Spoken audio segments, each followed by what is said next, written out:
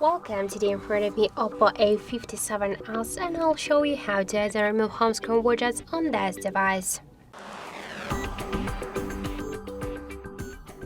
So first we should just hold for a while our screen with the finger, and after that we'll see the widgets icon. Tap here, and after that we'll see all the available applications which widgets we can add.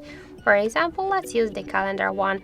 We can add the full month view and just the calendar shadow. To add the widget, we should hold it and drag it just here to the home screen. If you want to resize it, just hold it, and now we can make it just bigger or smaller. If you want to move it here on the home screen or between the screens, we should just hold it and drag it to another screen.